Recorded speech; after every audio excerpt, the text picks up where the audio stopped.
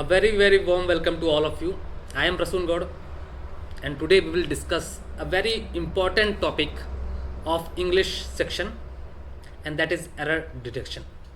आज हम error detection को देखेंगे कि उसके क्वेश्चंस किस तरह के आते हैं आपके एग्जाम्स में, और ये टॉपिक जो है ये बहुत ही इंपॉर्टेंट टॉपिक रहने वाला है आपके एग्ज़ाम के लिए। जितने भी गवर्नमेंट एग्ज़ाम्स हैं, चाहे वो बैंक हो चाहे वो एसएससी हो, आपके ये जो टॉपिक है इससे 5 से 6 क्वेश्चन आपको देखने को जरूर मिलते हैं, ठीक है। और ये जो प्योरली बेस होता है आपके ग्रामेटिकल रूल्स पे, कभी कभी आपका कह सकते हैं आप वोकैब पे भी डिपेंड होता है, ठीक है। तो आइए ज़्यादा लेट न करते हुए हम चलते हैं अपने स्लाइड पर। और ये रही आपकी error detection for SBI clerk मैंने लिखा है, लेकिन ये क्या है, ये हर एग्ज़ाम के लिए यूज़फुल होने वाला है, ठीक है। Useful for all exams, for all competitive exams. ऐसा नहीं कि कम्पिटेटिव, अगर आप 9th-10th में भी पढ़ रहे हो तो आपको एरर डिटेक्शन के क्वेश्चंस आपको किसी और फॉर्म में आते होंगे, तो वहाँ के लिए भी इंपॉर्टेंट रहने वाला है ये सेशन। आप कोई भी इसे देख सकता है, ठीक है। तो आइए हम लोग रीड करते हैं और पता करने की कोशिश करते हैं कि किस पार्ट में एरर है। आपको यहाँ पे 4 डिफरेंट पार्ट्स यहाँ पे दिख रहे होंगे, A, B, C और D, और हम रीड करेंगे एक बार सेंटेंस को, उसकी मीनिंग को समझने की कोशिश करेंगे और पता करेंगे कि किस पार्ट में एरर है। तो आइए रीड करते हैं। रनिंग बूस्ट, ब्लैक पेन ले लेते हैं। Running boost cardiovascular health. Running जो है क्या करता है, वो कार्डियोवैस्कुलर हेल्थ को बूस्ट करता है, बढ़ाता है, इम्प्रूव करता है। इम्प्रूव्स मूड, मूड को इम्प्रूव करता है। एंड इंक्रीजिंग ओवरऑल स्टेमिना, और ओवरऑल स्टेमिना को भी बढ़ाता है। Making it an ideal exercise for individuals seeking holistic wellness and improve fitness. और ये सब क्वालिटीज़ जो इम्प्रूव मूड करता है, मूड को इम्प्रूव करता है, कार्डियोवैस्कुलर हेल्थ को इम्प्रूव करता है, ये सब क्वालिटीज़ क्या हैं, रनिंग को एक आइडियल एक्सरसाइज बनाती हैं ऐसे इंडिविजुअल्स के लिए जो कि होलिस्टिक वेलनेस चाहते हैं, कंप्लीट वेलनेस चाहते हैं और इम्प्रूव फिटनेस चाहते हैं। उनके लिए ये रनिंग क्या है, एक आइडियल एक्सरसाइज है। मतलब यहाँ पे इस सेंटेंस में आपको रनिंग के बहुत ढेर सारे बेनिफिट्स बताए गए हैं और बताया गया है कि रनिंग क्या है, एक आइडियल एक्सरसाइज है। तो हमें मीनिंग नहीं समझना, हमें एरर पता करना है। तो आइए सबसे पहले हम क्या करते हैं, टेंस देखते हैं। और किसी भी सेंटेंस का जो टेंस होता है वो वर्ब से पता किया जा सकता है, ओके। तो वर्ब की ओर हम रुक करते हैं। तो ये देखिए, ये वर्ब है आपका बूस्ट, किस फॉर्म में है, आपका रूट फॉर्म में है, कह सकते हैं वर्ब के फर्स्ट फॉर्म में है। तो मतलब ये जो सेंटेंस है आपका, ये सिंपल प्रेजेंट में है, क्योंकि सिंपल प्रेजेंट में क्या होता है, वर्ब का फर्स्ट फॉर्म होता है या तो उसके साथ एस या ई एस लगा होता है। तो बूस्ट क्या है, वर्ब का फर्स्ट फॉर्म है, उसके साथ एस लगाया, तो ये क्या हो गया, वर्ब का फर्स्ट फॉर्म प्लस एस हो गया। तो ये क्या है, सिंपल प्रेजेंट टेंस में आपका सेंटेंस चल रहा है। तो रनिंग जो है वो कार्डियोवैस्कुलर हेल्थ को बूस्ट करता है, मूड को इम्प्रूव करता है। देखिए यहाँ भी क्या है, ये वर्ब का फर्स्ट फॉर्म है। एंड इंक्रीजिंग ओवरऑल स्टेमिना, तो हमारी गलती जो है मिल गई हमें, एंड इंक्रीजिंग। हर जगह जो था वो वर्ब का फर्स्ट फॉर्म चल रहा था, यहाँ पे वर्ब का आईएनजी फॉर्म यूज़ हो गया, जो कि गलत है, जो कि क्या है, रॉन्ग है। क्योंकि एंड जो होता है वो क्या करता है, जो एंड है वो आपका पैरेललिज्म को मेंटेन करता है। मतलब जो चीज़ एंड के पहले है, जिस रूप में है, उसी तरह एंड के बाद जो चीज़ होगी उसी रूप में होगी। तो देखिए एंड के पहले जो था वर्ब था वो आपका इम्प्रूव था, वर्ब के फर्स्ट फॉर्म में था। तो इसके बाद जो है वो भी क्या होना चाहिए था, वर्ब के फर्स्ट फॉर्म में होना चाहिए था। तो इसलिए इस वजह से इंक्रीजिंग की जगह क्या आएगा, इंक्रीजिंग के जगह आपका आने वाला है, ये इंक्रीजिंग जो है वो गलत यूज़ हुआ है, इसके जगह आपका आएगा इंक्रीजेस। वर्ब का फर्स्ट फॉर्म यूज़ होगा इंक्रीजेस, ठीक है। तब जाके आपकी पैरेललिज्म मेंटेन होगी। तो आपका जो एरर था वो किस पार्ट में था, ए में था। इंक्रीजिंग के जगह इंक्रीजेस होना चाहिए। तो ये रहा हमारा पहला एरर, हमने फाइंड कर लिया। आइए अब हम चलते हैं अपने दूसरे सेंटेंस की ओर। तो देखिए यहाँ पे रनिंग के बारे में बताया जा रहा था कि रनिंग जो है वो कार्डियोवैस्कुलर हेल्थ को बूस्ट करता है, मूड को इम्प्रूव करता है, एंड इंक्रीजेस ओवरऑल स्टेमिना, और ओवरऑल स्टेमिना को बढ़ाता है। Making it an ideal exercise, और ये सब जो बेनिफिट्स हैं, ये सब जो क्वालिटीज़ हैं, वो रनिंग को एक आइडियल एक्सरसाइज बनाती हैं फॉर इंडिविजुअल्स, ऐसे इंडिविजुअल्स के लिए जो कि होलिस्टिक वेलनेस चाहते हैं, इम्प्रूव्ड फिटनेस चाहते हैं। फिर कॉमा आ गया, कॉमा के बाद जो चीज़ होता है वो आपका एडिशनल इन्फॉर्मेशन होता है। तो ये इट किसके लिए आया है, ये रनिंग के लिए ही आया है। तो running also serves as a natural mood enhancer, running जो है वो आपका मूड एनहांसर के रूप में भी काम करता है, सर्व करता है। Triggering the release of endorphins, और एंडोर्फिन्स जैसे हार्मोन को भी रनिंग क्या है, रिलीज करता है। तो तो आपको रनिंग के यहाँ पे बेनिफिट्स पता चल गया कि नहीं, रनिंग के क्या क्या बेनिफिट्स हैं, इसलिए सभी लोग को रनिंग जरूर करना चाहिए। ठीक है, रनिंग के बेनिफिट्स यहाँ पे आपको देखने को मिल गए। क्या क्या हो गया रनिंग के बेनिफिट्स? मूड को इम्प्रूव करता है। ठीक है, आपकी कार्डियोवैस्कुलर हेल्थ, देखिए आजकल कितने भी कार्डियोवैस्कुलर डिसीज़ बढ़ते जा रहे हैं, तो अगर आप रनिंग करते हो तो आप उसके रिस्क को रिड्यूस कर सकते हो। तो रनिंग हल्का फुल्का जॉगिंग फॉर्म में ही कीजिए, लेकिन ज़रूर करना चाहिए सभी को। ठीक है, आपके मूड को भी एनहांस करता है, मतलब मूड को आपको डल नहीं होने देता आपके अंदर। ठीक है, रनिंग करेंगे आप तो पूरे होलिस्टिक वेलनेस वो क्या करता है, ये प्रमोट करता है। तो रनिंग जो है, जिम जाना छोड़िए, केवल रनिंग कीजिए। मैं कहूँगा आपको, जिम में कुछ नहीं रखा हुआ है। ठीक है, तो ये रहा आपका पहला सेंटेंस। आइए हम लोग चलते हैं अपने दूसरे सेंटेंस की ओर। जो हमारा दूसरा सेंटेंस है, इसे रीड करते हैं। If the students had finish their assignments on time, the teacher assigned less homework for them to do over the weekend. अगर स्टूडेंट्स जो है अपना असाइनमेंट सही समय पे कर लिए होते, फिनिश कर लिए होते, तो टीचर उन्हें लेस होमवर्क देता वीकेंड पर। ऐसा ये सेंटेंस का मतलब निकल रहा है। तो लेकिन हमारा जो सेंटेंस है, ये किस फॉर्म का सेंटेंस है? ये कंडीशनल सेंटेंस है। क्या है ये? This is our conditional sentence. और सभी को अगर आपने ग्रामर में रूल्स पढ़ा होगा तो कंडीशनल सेंटेंस के रूल होते हैं। ठीक है, और बहुत ही इंपॉर्टेंट रूल होते हैं। और अगर आप कम्पिटिटिव एग्जाम्स की तैयारी कर रहे हैं तो आप इस रूल से भली भांति परिचित होंगे। तो देखिए, कंडीशनल सेंटेंस में दो पार्ट होते हैं, एक होता है कंडीशनल पार्ट और एक जो होता है बचा वाला पार्ट होता है, रिमेनिंग पार्ट। तो कंडीशनल पार्ट एक होता है हमारा कंडीशनल पार्ट, राइटिंग सही नहीं बन रही है। ठीक है, एक होता है हमारा कंडीशनल पार्ट, याद रखिएगा। मैं आपको तीनों रूल समझा देता हूँ, कंडीशनल सेंटेंस से जो जुड़े रूल्स हैं, तीनों रूल्स मैं आपको समझा देता हूँ और इस पे भर भर के क्वेश्चंस आते हैं। एक होता है कंडीशनल पार्ट और एक होता है रिमेनिंग पार्ट।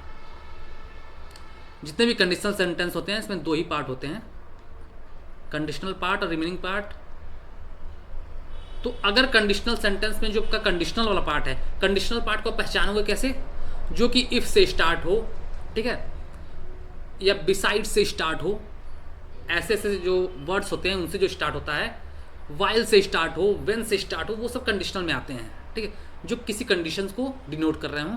तो लेकिन मेनली जो होता है वो इफ से स्टार्ट होता है, या वेदर से भी स्टार्ट हो सकता है। तो इफ से जो स्टार्ट होता है उसे हम कंडीशनल सेंटेंस कहते हैं। तो अगर कंडीशनल वाला पार्ट अगर आपका सिंपल प्रेजेंट में है, ठीक है, इफ कंडीशनल वाला पार्ट जो है ये आपका सिंपल प्रेजेंट में है,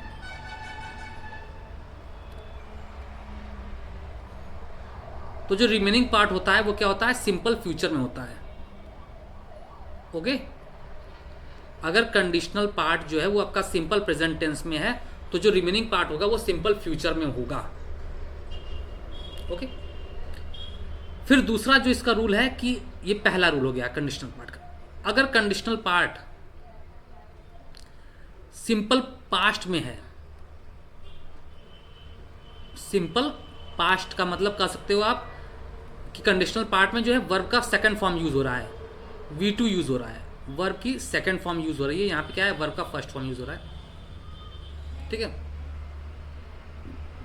अगर कंडीशनल पार्ट जो है उसमें आपका वर्ब का सेकंड फॉर्म यूज हो रहा है, नहीं सिंपल फास्ट, तो जो रिमेनिंग पार्ट होता है वो कैसे स्टार्ट होता है? वो होता है वुड प्लस V1। वुड भी आ सकता है, शुड भी आ सकता है, वो आपके कंडीशंस के आधार पर डिपेंड करेगा कि आपका जो सब्जेक्ट है वो क्या है। तो वुड के साथ हम वर्ब की फर्स्ट फॉर्म यूज करते हैं।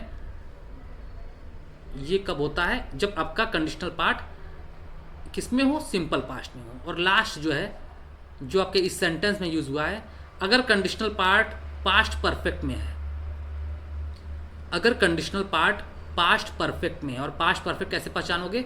हैड प्लस वर्ब का थर्ड फॉर्म। अगर कंडीशनल पार्ट में हैड प्लस वर्ब का थर्ड फॉर्म यूज हुआ है, जो कि इस सेंटेंस में यूज हुआ है, तो आपका जो रिमेनिंग पार्ट है उसमें क्या यूज होता है? Would plus have plus verb का थर्ड फॉर्म, ये रिमेनिंग पार्ट में यूज होता है। तो हमारा जो एरर इस सेंटेंस में है वो इसी रूल पे आधारित है। ठीक है, देखिए हमारा जो सेंटेंस है वो इफ से स्टार्ट है, मतलब ये कंडीशनल पार्ट है। तो यहाँ पे जो टेंस है उसमें देखिए क्या है, हैड फिनिश्ड, यहाँ पे मतलब पास्ट परफेक्ट है। कंडीशनल पार्ट का जो सेंटेंस है वो किस में है, पास्ट परफेक्ट में है। ये रूल आप लोग बादल बना के लिख लीजिएगा, वरना या कहीं भी आपको मिल ही जाता होगा, ये रूल तो पता होगा सबको। ये 3 रूल होते हैं कंडीशनल सेंटेंस से एसोसिएटेड, ठीक है। अगर कंडीशनल पार्ट सिंपल प्रेजेंट में है तो रिमेनिंग पार्ट जो है सिंपल फ्यूचर में होगा। अगर कंडीशनल पार्ट सिंपल पास्ट में है तो remaining part would plus V1 ये यूज़ होता है रिमेनिंग पार्ट में। अगर कंडीशनल सेंटेंस आपका पास्ट परफेक्ट है तो रिमेनिंग पार्ट में would plus have plus V3 होना चाहिए। तो हमारा रिमेनिंग पार्ट क्या है, ये वाला पार्ट जो कॉमा के बाद देख रहे हैं ये रिमेनिंग पार्ट है। The teacher assigned less homework, तो यहाँ पे आप लिखोगे the teacher would have assigned, the teacher would have assigned होना चाहिए था। मैं रब करता हूँ इसे, तो हमारा एरर जो है वो किस पार्ट में हो गया, ए बी, ये सी पार्ट में एरर हो गया। यहाँ पे क्या होना चाहिए था, जब ये आपका कंडीशनल सेंटेंस जो कंडीशनल पार्ट अगर पास्ट परफेक्ट में होता है तो जो रिमेनिंग पार्ट होता है वहाँ पे would plus have plus V3 लगता है। तो यहाँ पे V3 तो है असाइंड, लेकिन वुड और हैव नहीं है, तो हमें यहाँ वुड हैव लगाना पड़ेगा। तो हो जाएगा हमारे पूरा कंप्लीट सेंटेंस हो जाएगा, वो क्या हो जाएगा, if the students had finished their assignments on time the teacher would have assigned less homework. तो यहाँ पे वुड हैव लग जाएगा, ठीक है। यहाँ पे जो है वो वुड हैव लग जाएगा। ये रूल आपने नोट कर लिया होगा या स्क्रीनशॉट ले लिया होगा, मैं उम्मीद करता हूँ जब आप देखेंगे इस वीडियो को तब। तो यहाँ पे हमें वुड हैव लगाना पड़ेगा, ठीक है। यहाँ पे हम क्या करेंगे, वुड हैव लगाएंगे, वुड हैव क्यों लगाएंगे मैंने आपको रूल बता दिया, समझ गए होंगे। तो ये इसमें पार्ट सी में एरर था। आइए अब हम लोग अपने नेक्स्ट स्टेटमेंट की ओर बढ़ते हैं। He took us all out to dinner at one of the best Japanese restaurant in town. उसने हमें डिनर के लिए ले गया, कहाँ पे, at one of the best Japanese restaurant. तो यहाँ पे देखिए जो रूल है वन ऑफ, हमेशा याद रखिएगा वन ऑफ का एक रूल होता है, वन ऑफ हो गया, ठीक है, और भी बहुत होते हैं, मेजॉरिटी ऑफ हो गया, ठीक है, वन ऑफ हो गया, मेजॉरिटी ऑफ हो गया, द नंबर ऑफ हो गया, द नंबर ऑफ हो गया, अ नंबर ऑफ हो गया, ठीक है, अ नंबर ऑफ हो गया। इन सभी के बाद जो नाउन आता है ना, इन सभी के बाद जो आता है नाउन आएगा वो आपका क्या होगा, वो प्लूरल नाउन आता है, याद रखिएगा। इन सभी के बाद हम क्या यूज़ करते हैं, प्लूरल नाउन यूज़ करते हैं, ये रूल होता है। वन ऑफ, मेजॉरिटी ऑफ, ठीक है, द नंबर ऑफ, इन सभी के बाद जो नाउन आता है वो क्या होता है, प्लूरल नाउन होता है, ये रूल होता है। तो देखिए वन ऑफ के बाद बेस्ट जापानीज रेस्टोरेंट, तो यहाँ पे ये क्या सिंगुलर यूज़ हो गया, तो यहाँ पे रेस्टोरेंट नहीं होगा, यहाँ पे क्या होगा, एस लगेगा, ये प्लूरल होना चाहिए था, तो रेस्टोरेंट्स हो जाएगा, रेस्टोरेंट्स, ठीक है। क्योंकि हम क्या करते हैं, वन ऑफ के बाद जो नाउन होता है ना वो क्या होता है, प्लूरल नाउन होता है। तो यहाँ पे जापानीज रेस्टोरेंट नहीं, जापानीज रेस्टोरेंट्स होगा। तो हमारा एरर किस पार्ट में हो गया, डी पार्ट में एरर हो गया। ये आपका रूल था कि one of, majority of, the number of, a number of, इन सभी के बाद प्लूरल नाउन यूज होता है, ठीक। तो हमारा एरर किस पार्ट में हो गया, डी पार्ट में एरर हो गया। तो हमारा डी पार्ट में एरर हो गया। तो ये रहा हमारा तीसरा सेंटेंस। अब हम आते हैं अपने चौथे सेंटेंस की ओर।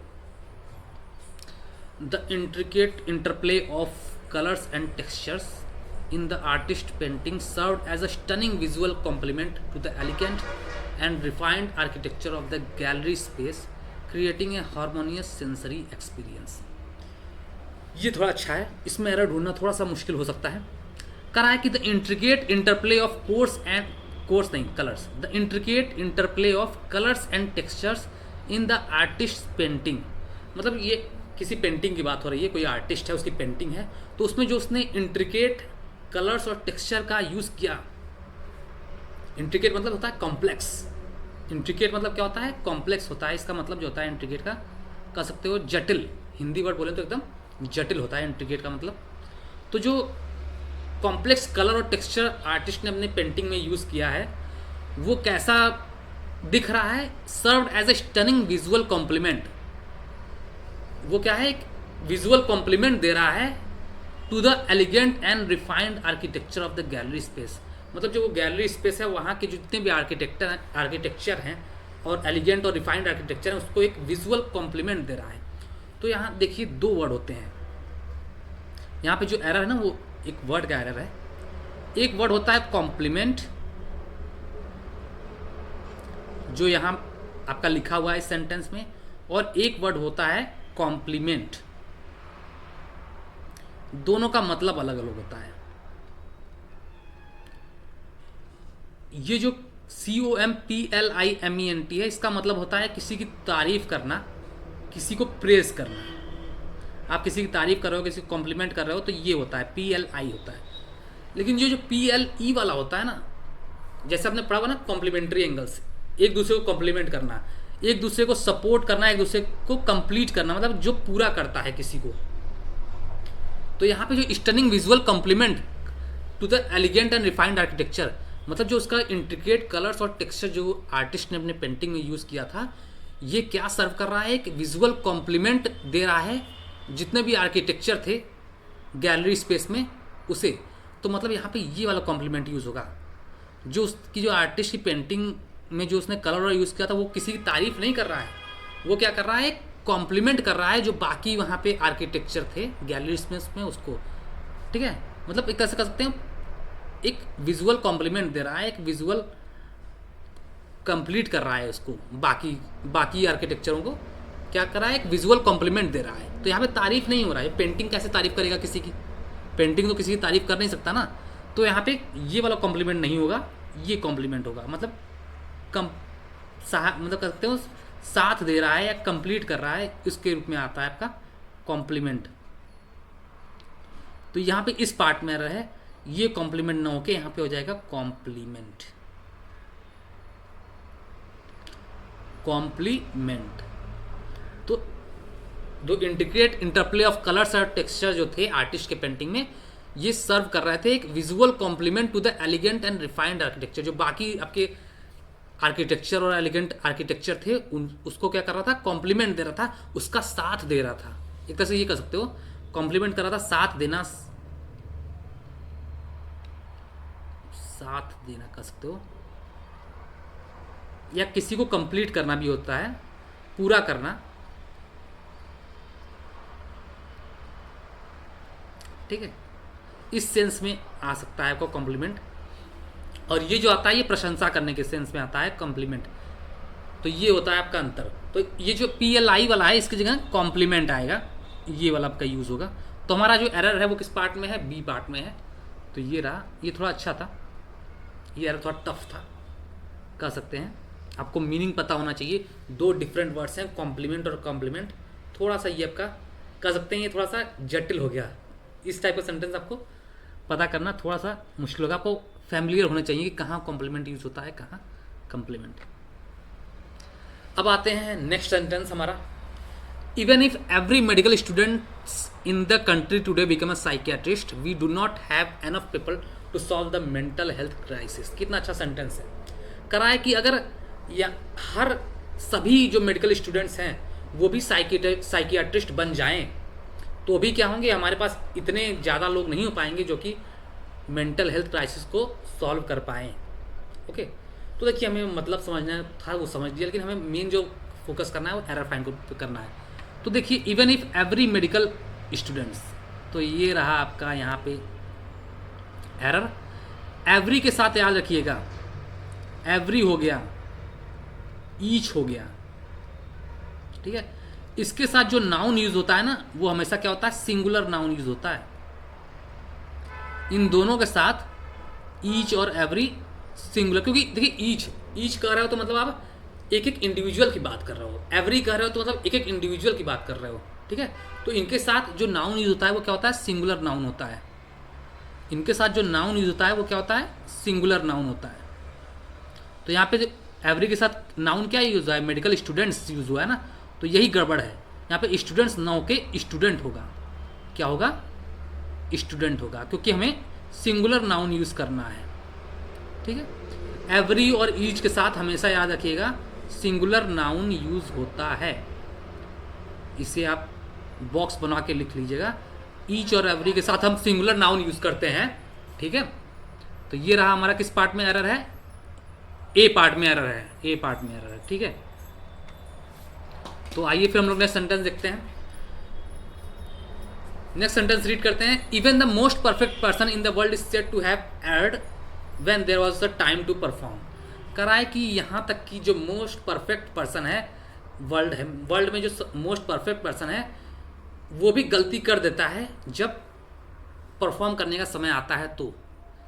ठीक है, ये सेंटेंस का एक मीनिंग हो गया। एर्र्ड का मतलब होता है, ये जो एर्र्ड है इसका मतलब होता है गलती करना,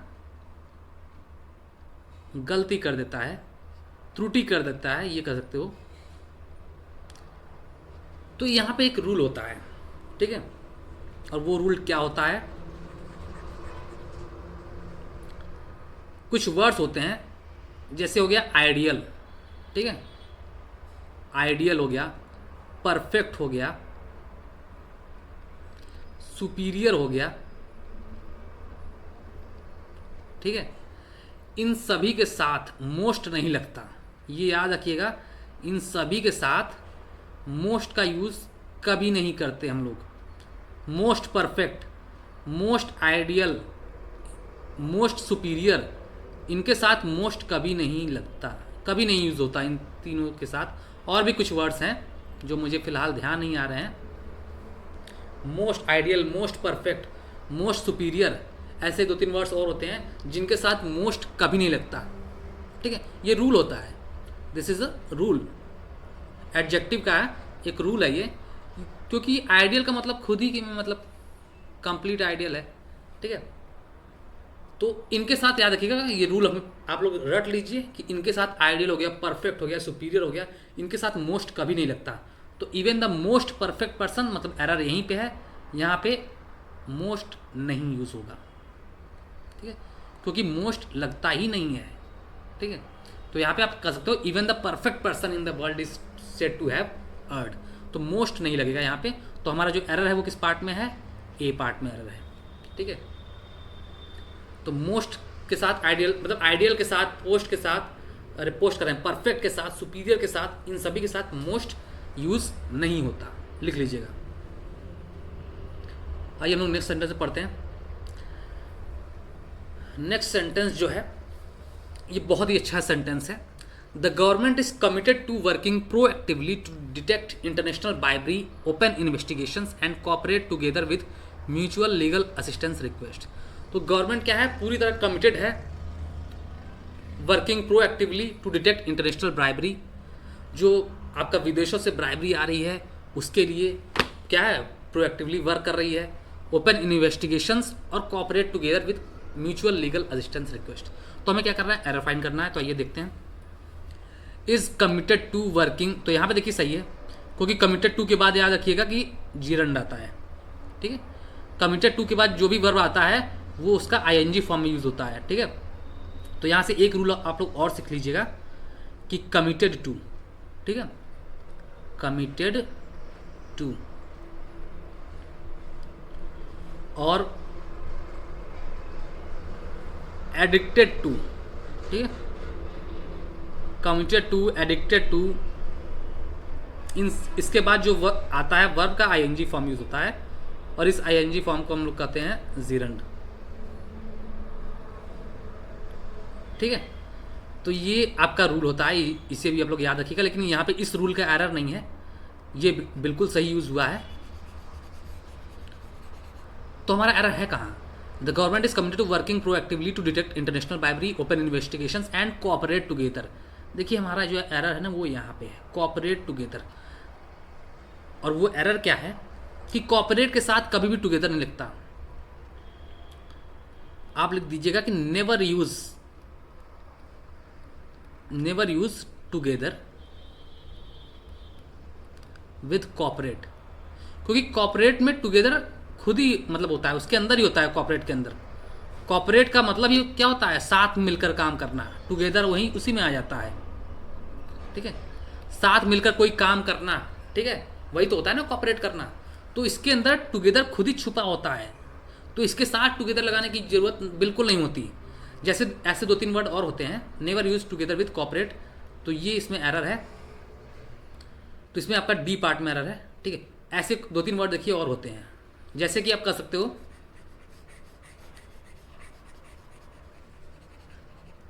क्या, फ्री गिफ्ट, ठीक है। जो गिफ्ट आपको मिलता है वो तो फ्री ही होता है ना, तो कभी भी फ्री गिफ्ट बोलने में तो अब देखिए, जब आप बोलते हो तो वहाँ पे आप यूज़ कर ले जाते हो, लेकिन जो आपका रियल ग्रामर होता है ना, वहाँ पे ऐसा यूज़ नहीं होता, ये गलत है, फ्री गिफ्ट बिल्कुल गलत है, ठीक है। बिग ब्लंडर एक और वर्ड है, पेयर है, बिग ब्लंडर। ब्लंडर मतलब ही होता है एक बहुत बड़ी मिस्टेक, ठीक है, तो उसके आगे बिग लगाने का मतलब सुपरफ्लुअस हो गया, ठीक है।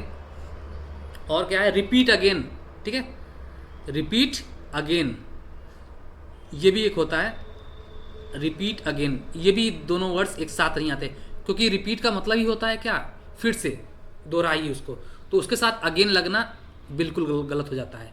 इसी तरह cooperate together, cooperate together, cooperate का मतलब ही होता है साथ मिलकर काम करना, तो कॉपरेट टुगेदर भी ये कभी भी साथ में नहीं आ सकते, ठीक है। और आपको देखा जाए तो एक और होता है, याद नहीं आ रहा बिल्कुल, ठीक है, हाँ याद आ गया, क्लोज प्रॉक्सिमिटी, क्लोज प्रॉक्सिमिटी। तो देखिए प्रॉक्सिमिटी का मतलब ये होता है कि करीब, एकदम पास में, ठीक है। जो प्रॉक्सिमिटी होती है उसका मतलब ये होता है कि बहुत ही पास है, क्लोजनेस है, तो क्लोज प्रॉक्सिमिटी ये एक साथ यूज़ नहीं होते इन ग्रामर। बोलने के, आप बोलने को बोल सकते हो, लेकिन ग्रामेटिकल एरर के मामले में आप क्लोज प्रॉक्सिमिटी नहीं कर सकते, ठीक है।